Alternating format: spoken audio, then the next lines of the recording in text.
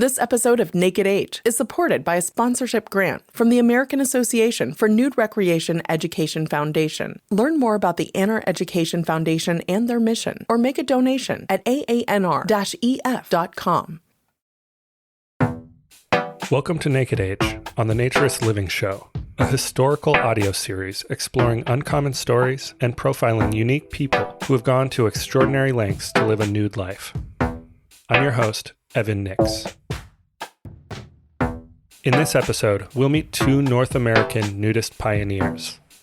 First, a look at Ray Connett, an influential figure of early Canadian nudism. Then we'll meet Gerardo Cisneros, a nudism advocate working to bring a budding Mexican nudist movement into full bloom. This is Naked Age.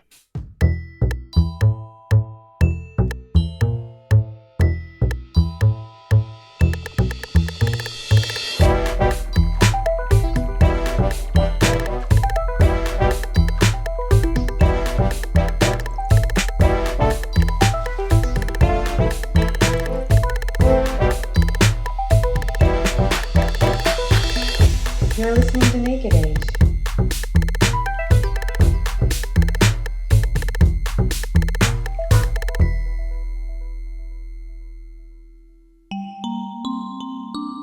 Nudism is often referred to as a movement, the nudism movement or the naturism movement.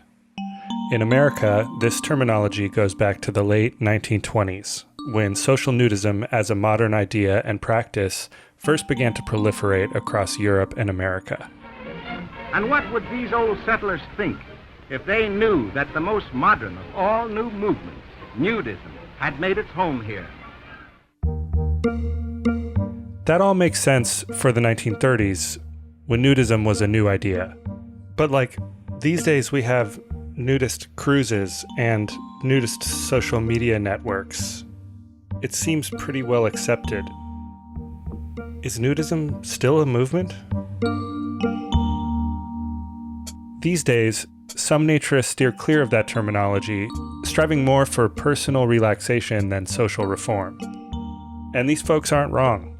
I have to say, when I take in the scene at my local nudist club on a Saturday afternoon, it certainly looks more like relaxation than reform.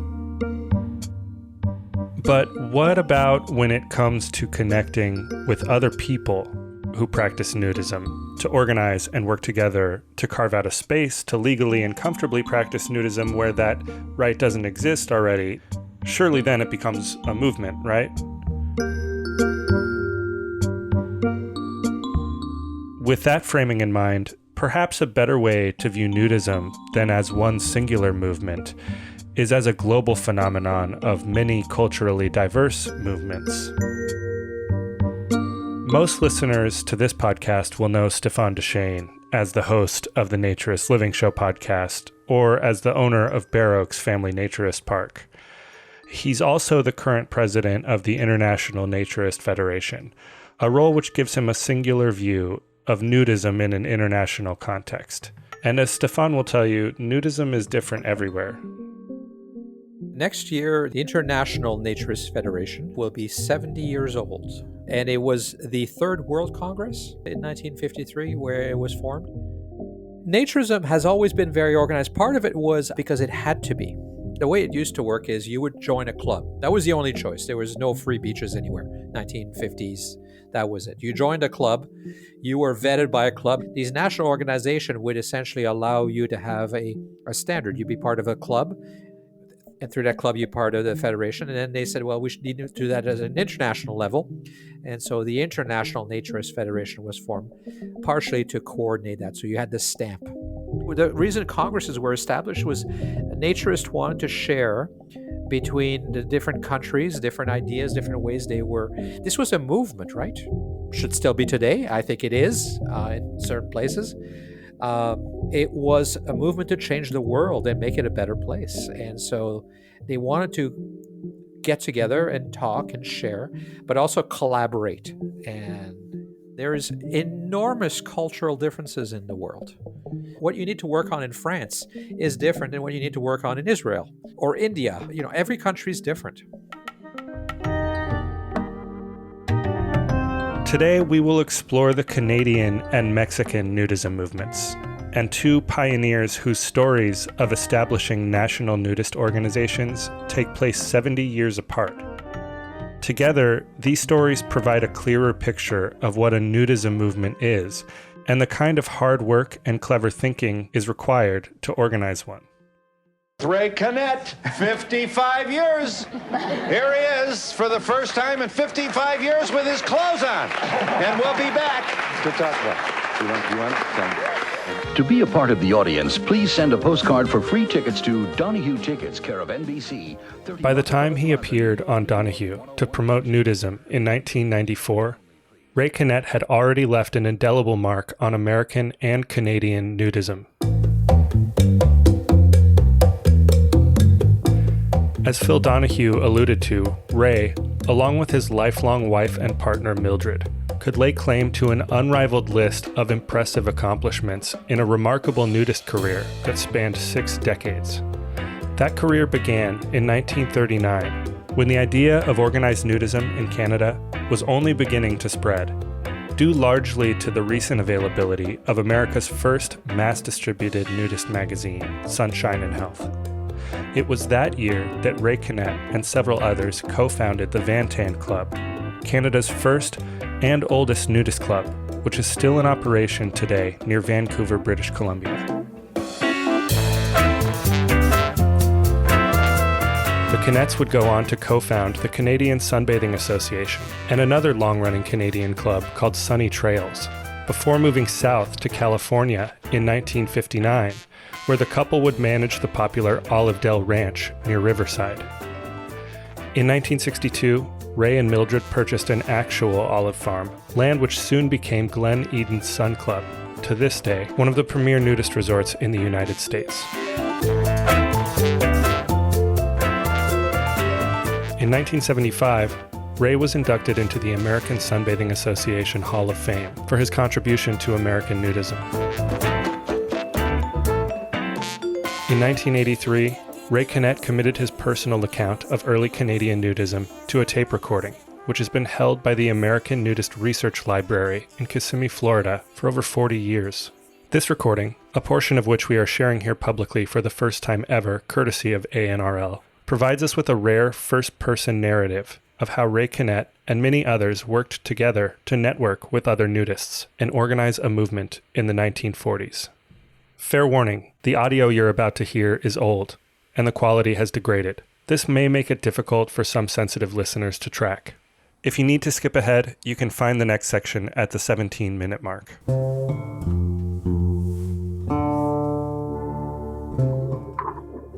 Ray Connett, speaking at the request of the American Nudist Research Library,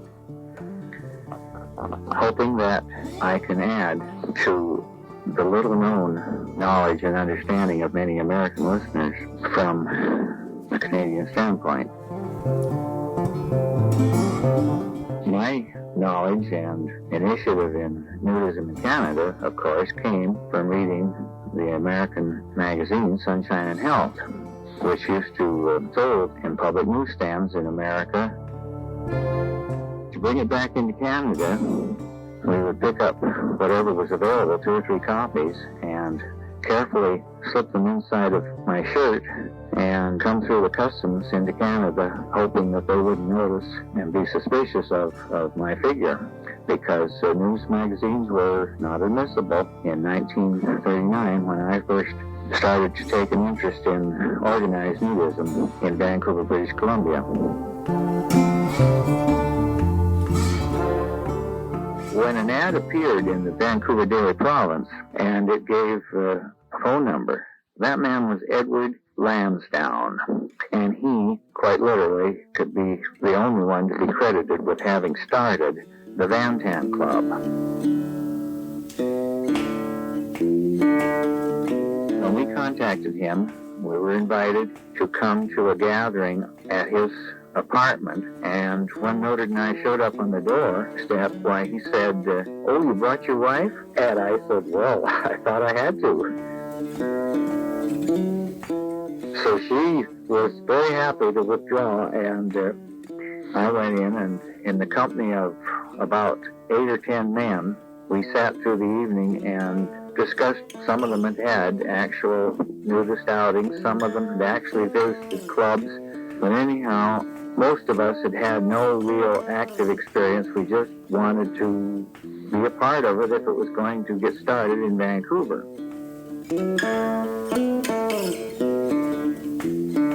But it was agreed among us that we would go out the following Sunday and go to a location on the Alouette River. Now, for our first nude outing, I remember Mildred, she didn't think she wanted to join in this activity, so I took her for a walk, and by the time we came back, I had her out of her clothes and thoroughly and totally wrapped in a beach towel. We came into the group, and she got down on her tummy, and that's where she stayed for the rest of the day. It's hard to imagine that this is the lady that helped to found and operate Glen Eden, which is now the largest club in the West, celebrating its 20th anniversary this year of 1983. Eventually, one man, Alistair McDowell, presented us with a proposition. He had found lots for sale about 5 miles up the Grouse Mountain Highway, and he said that he would buy them for the club, and they would be under no obligation to repay him until such time as the club was well on its feet and satisfied that this was to be their location.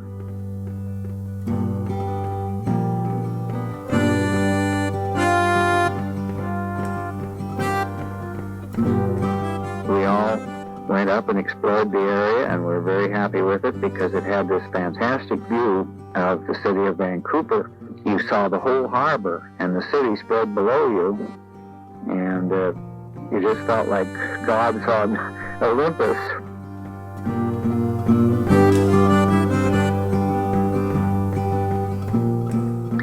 Anyway, I think he paid $250 a lot. Eventually, in 1941, I went to England. I had a letter to a man who was proposing, and at that time was writing to the different clubs in England, urging them all to come together in an association which he thought could be patterned after the American Sunbathing Association.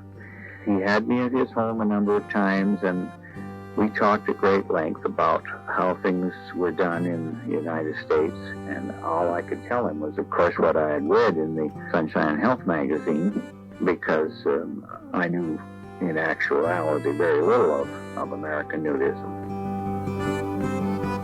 He managed to get a group of people together in a restaurant in London and had me address them.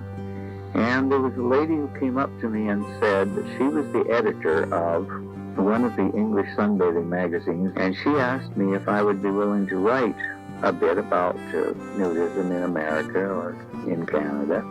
And she was very pleased with that article. So this woman editor asked me to continue contributing. My experience writing for this English magazine led me to stop in at the office of the Canadian Sunbathing for Health magazine.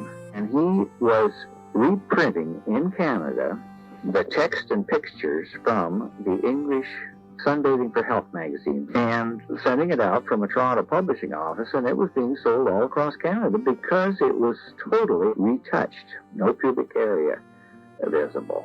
So I talked things over with him, and I said to him, if he would allow me to give him the material for a page every month, I would invite all of the readers to contact me in confidence, and I would put them in touch with each other. So when I got back home, I sat down to my typewriter, and the name Sunny Trails came to mind, and that was my title for the page that I subsequently wrote until the magazine went out of business in 1958. This invitation was so successful that within a year we had 15 nuclear groups across Canada. We had an active nudist movement. There were more clubs by far in the East than in the West. But within a year, we recognized that we were ready for some sort of an organization, the Canadian Sunbathing Association. A man in Washington by the name of Art Hamilton, for a couple of years, he wrote to every club in the Northwest and the 2 or 3 clubs in Canada with the proposal that there should be formed a Northwest Regional.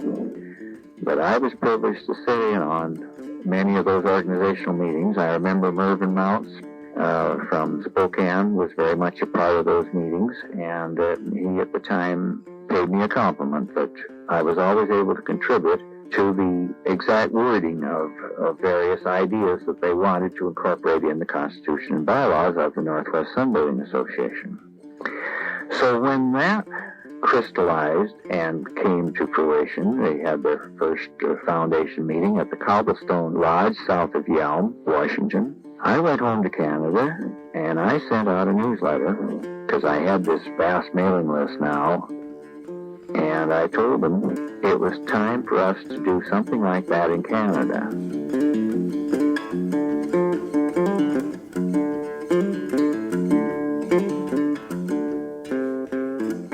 Out of that grew the Canadian Sunbathing Association, which was on a day, an afternoon, and a night in the Moose Hall in Vancouver, British Columbia, and it was in pouring rain, but it was attended by almost all of the nudists in British Columbia and nobody from the East.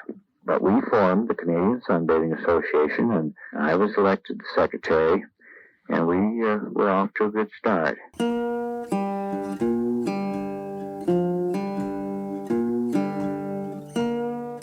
That was in 1947, the formation of the Canadian Sunbathing Association.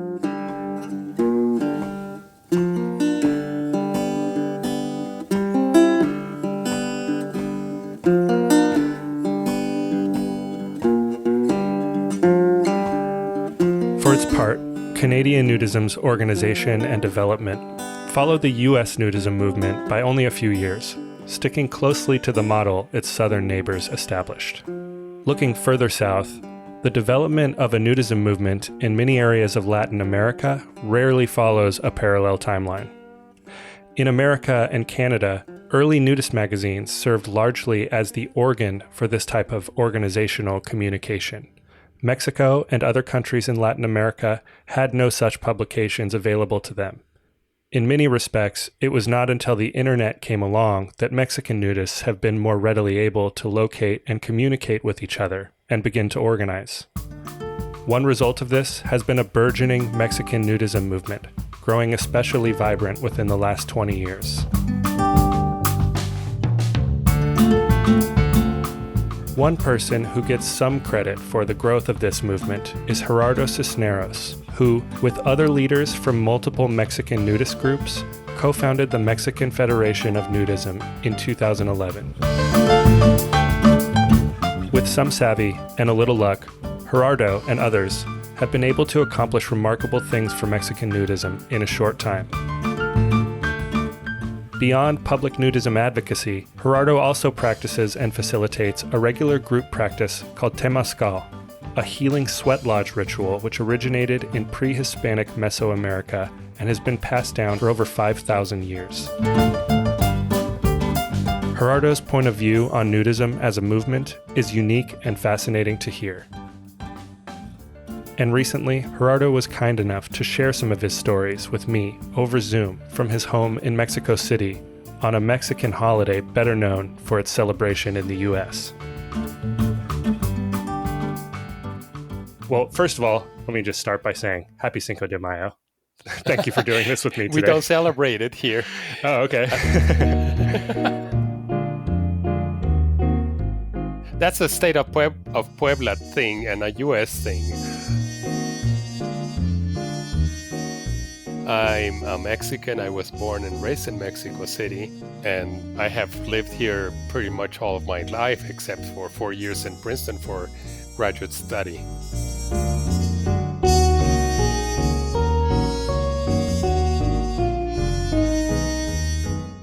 I found nudism by accident, by happenstance.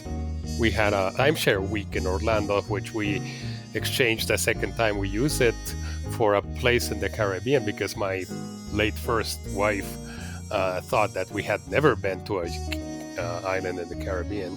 And as luck happened, they gave us a week in Sapphire Beach Club, which is in the Dutch side of St. Martin. This was early 90s, and the reservation confirmation still arrived by paper mail.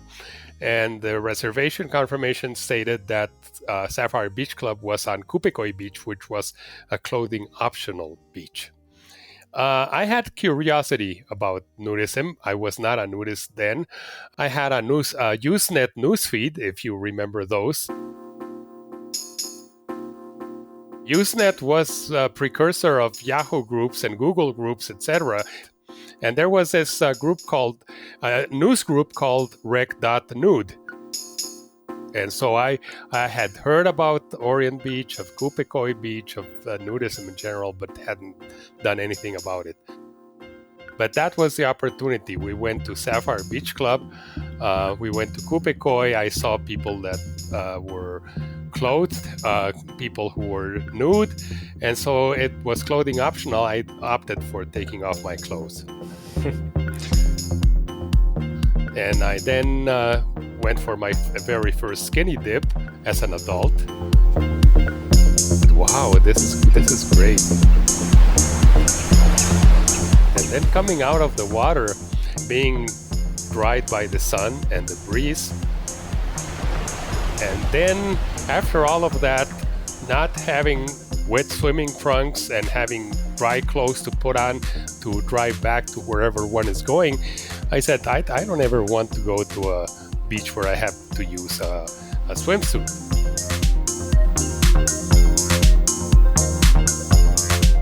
The only thing I regretted at that point was that I hadn't found this earlier when my children were little. At that time, they were already turning 19 and 21, respectively. So they're not nudists, but they don't begrudge us our being nudists. For the next 13 years, my first wife and I were pretty much anonymous beach nudists. You just mean sort of you and your first wife would practice it, but there was no social group around it? That's it. Yes, yeah. Exactly. That can be a lot of fun, but not nearly as much fun as a community that you can rely on and build. I was looking for nudists in Mexico during those years, and apparently I was looking in the wrong search engines. But in 2009, I came across a magazine in a newsstand, and the magazine was called Adult Entertainment Guide, Guía del Entretenimiento Adulto, and the cover had a nude couple seen from the back in the water with water up halfway up their legs, and then the title says Desnudarse, cómo, dónde, con quién, getting naked, with whom, where, when.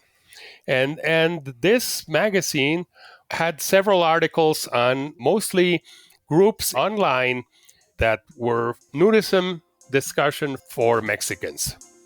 So I discovered that there was social nudism in Mexico.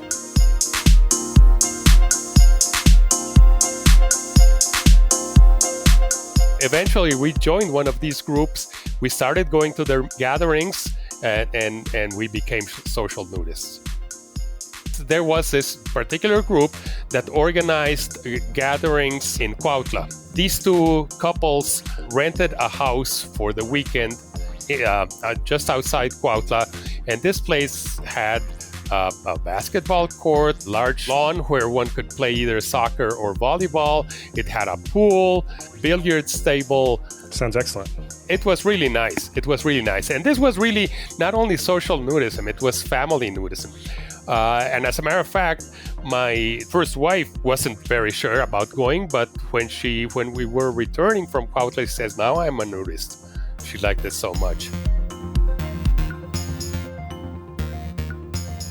And then other people who sometimes came to Cuautla from other parts of the country started organizing similar gatherings near their homes. So this thing got the ball rolling. These same organizers, sometime in October of 2009, if I recall correctly, organized a gathering within the metropolitan area of Mexico City. We left early because at that point my wife was in fairly poor health. And a few of the people who were there got together and started brainstorming about forming a formal association of nudists in Mexico. They published this in one of the forums, and an appointment was set. Gathering organizers, moderators of these virtual groups, etc., to have coffee and discuss the idea of forming an association. So there were about a dozen people in that first gathering. Then 10 people regularly met, and eventually 8 people ended up drawing up articles of incorporation of the Federación Nudista de México, the Nudist Federation of Mexico, which is a non-profit here.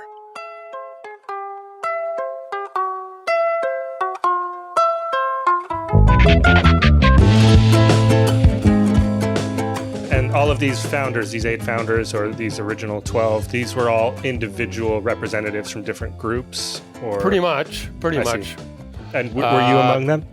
Yes, that's the idea. I'm one of the founders of the federation. At that time, I was doing English-Spanish translations and the articles of incorporation and the bylaws. Sure. I translated into English. I had my sister, who's a professional translator of legal documents, look them over for correctness, and we sent them off to Austria to the INF.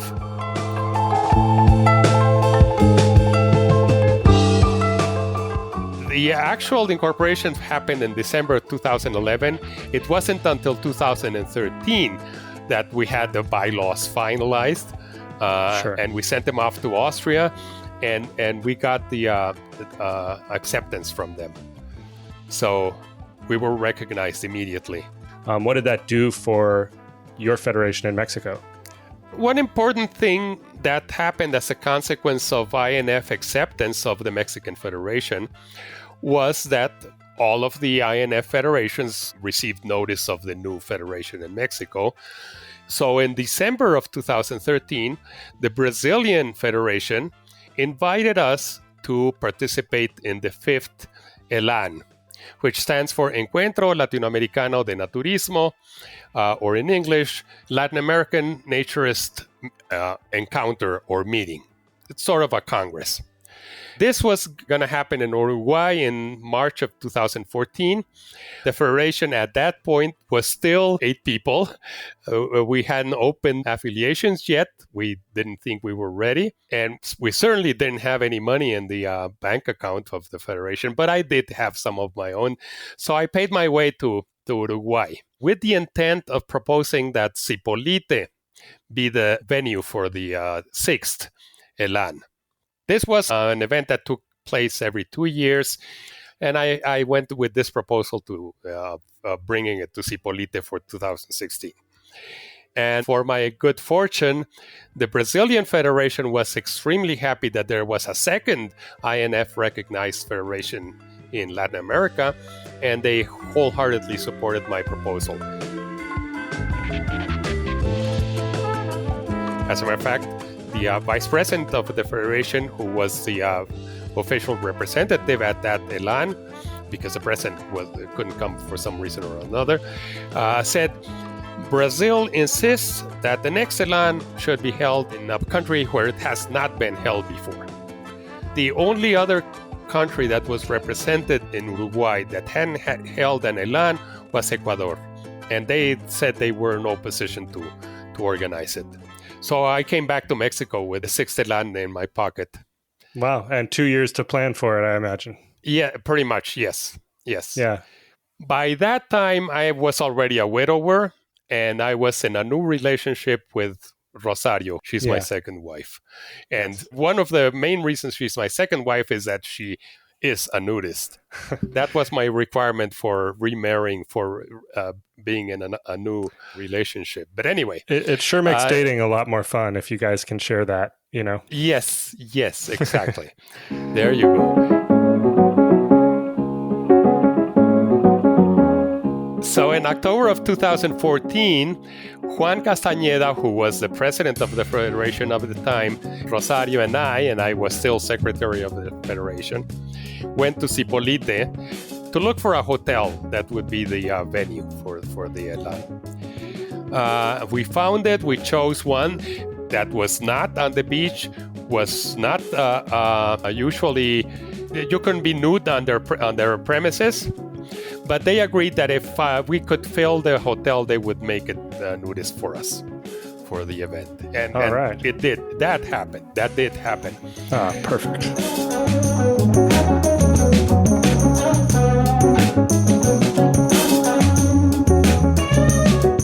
We also went to try to talk to the municipal authority. Mm-hmm. They were nowhere to be seen. Juan Castañeda tried again.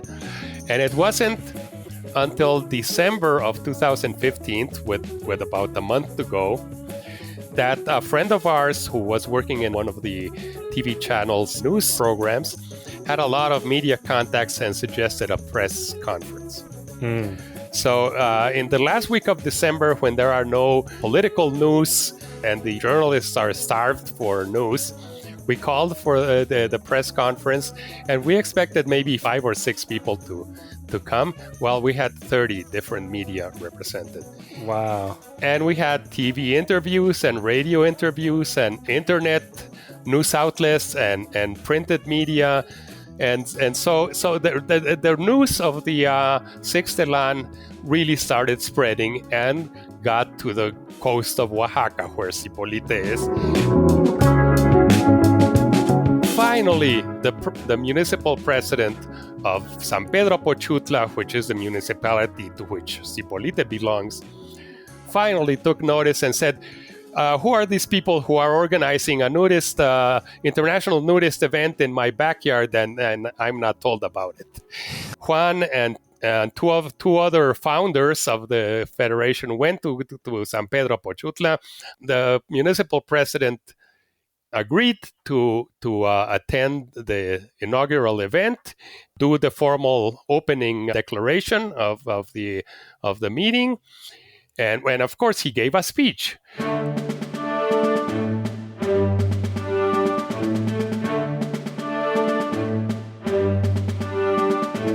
January 28th, 2016, I think it was a Friday.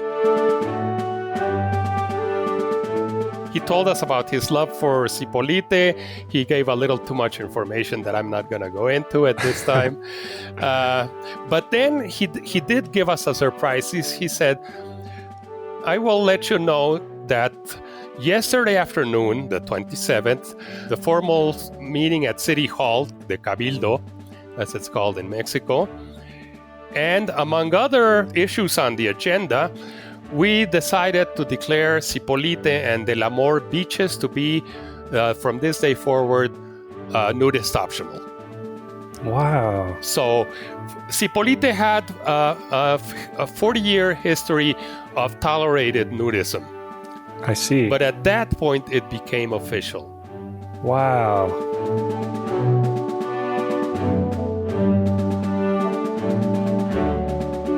And that, from my point of view, is one of the was the major achievement at the time for the Federation. Getting an actual beach in Mexico declared open to optional nudism. That's an incredible win. Yeah, and to think that you had such a hard time reaching him. Seems kind of silly considering the support. That was a marvelous surprise that he gave us. Wow. So you guys were not even lobbying to make the beach an official beach? No.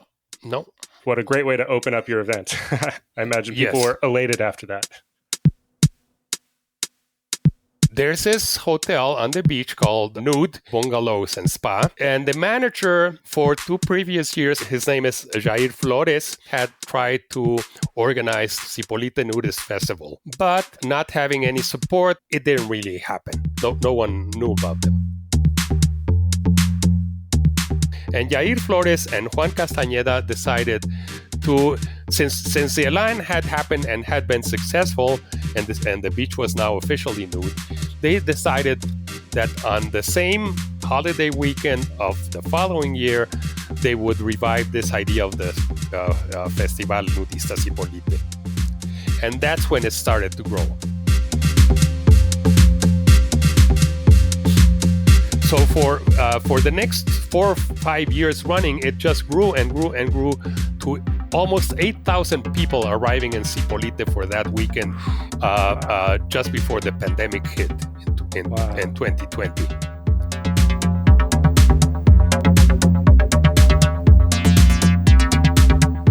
Where were these people traveling from, by and large? All over the place. Lots of Canadians and Americans, but mostly Mexicans from all over the country. Yeah. Mm-hmm. That's where I met Stefan in person. That's where I met Nick and Linz of Naked Wanderings. Mm-hmm. You know, that kind of event obviously brings people together, and here you've created an international event in an unlikely place that's bringing together people from far disparate lands. I mean, that's a pretty incredible accomplishment. Yes, and the continuing festival is not really the Federation's merit. It's Juan Castañeda and Jair Flores' personal effort. The other thing that happened after I was widowed and I started this relationship with Rosario is that I got involved in a group called Amor Nude that had existed since 2004 on Yahoo Groups.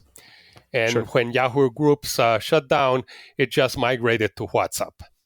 And this group has organized temazcales every month, and now more frequently every 3 weeks since then, since 2004. And what is temazcales? A temazcal is a pre-Hispanic sauna. It's a sweat lodge.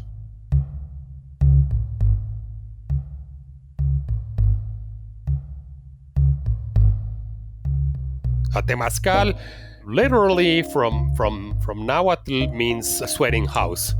So a sweat lodge. There are volcanic rocks that are heated. In our case, is with firewood, and then water is thrown on these rocks.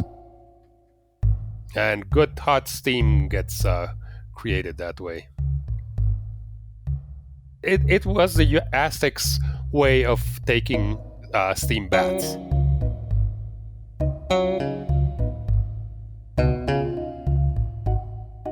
We have a temazcal every 3 weeks on a Sunday morning, and we sweat for about 4 hours. We get there at 9, and at 10:30 at the latest, we're going in for the first puerta. The sweating goes on for 4 periods called puertas in Spanish, and each puerta is about 25 to 35 minutes. So we are actually sweating there for 2 non-continuous hours. Wow, that sounds very intense. Yes, it is. The first period, I've measured the temperature about 3 feet from ground level at 54 Celsius. Wow. Well over 100 Fahrenheit. It is extremely hot. What are those sessions like? You're with other people? Yes. Well, the one we've been using since 2014 is a large one. You can actually stand up in it, and it fits comfortably about 28 or 30 people. By comfortably, I mean anyone can stretch out on the floor if necessary, and the floor is never above 33 Celsius. I would imagine that there's dialogue. You guys are talking. Oh, yeah. There's a lot of chanting. There's ritual involved. This is pre-Hispanic, and there is ritual. The first door it's for presenting. Everybody introduces themselves. It states what they want to get out of the temazcal. Everyone comes with their own petitions for the temazcalito, the little temazcal, as they call it. And then there's regular singing and traditional chanting. And then after each period, we go out for 15 to 20 minutes, cool down, take a shower if one wants, enjoy the sun. There's a nice lawn next to it, and so we have fun. What a great way to come together. Everybody's always looking for interesting things to do, socially nude, and you can only see so many volleyball games, right? It just seems like so much more of an intimate and personal way to come together. Obviously, a lot has changed in Mexican nudism since you've been involved. Is there anything that you'd like to see change next? I'd like to see less egos and more coming together. There are quite a few groups that don't talk to each other. Sure. Because of imagined or real slights. And that's one thing that needs to disappear if we're really gonna grow nudism in Mexico more than it has grown to this point. Sure. Do those disagreements or disputes affect the way that your Nudist Federation is productive and operates? Yes. Yes, unfortunately. I think that's one of the mainstays, at least when you look at American nudism, having looked at its history, is there's always conflict, right? It's just like any subculture. There's always personalities that butt heads. Yeah. Yeah. We have that here.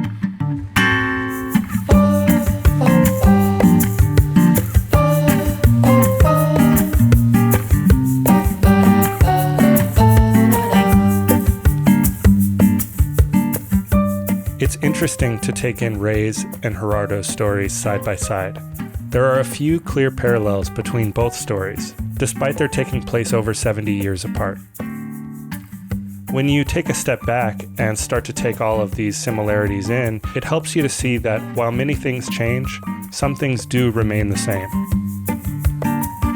You can find the Nudist Federation of Mexico on Facebook and Twitter, or through their website, fednudemex.org. This episode would not have been possible without the American Nudist Research Library and the Western Nudist Research Library. These important organizations are working to preserve the history and culture of the nudism movement. Both organizations are member-supported. Become a member and support nudist research. This episode included music sourced from the Free Music Archive under a Creative Commons license. Please see the show notes for detailed credits. Special thanks to Gerardo Cisneros, Rosario Correa, Scott Klein, Timothy Sargent, Mark Pavelchek, Carl Hild, Paul Lavallee, Andy Tabbitt, Shannon Lewis, and Stefan Deshane. Please subscribe to The Naturist Living Show wherever you get your podcasts, and listen to past episodes of Naked Age at nakedage.co. Thanks for listening.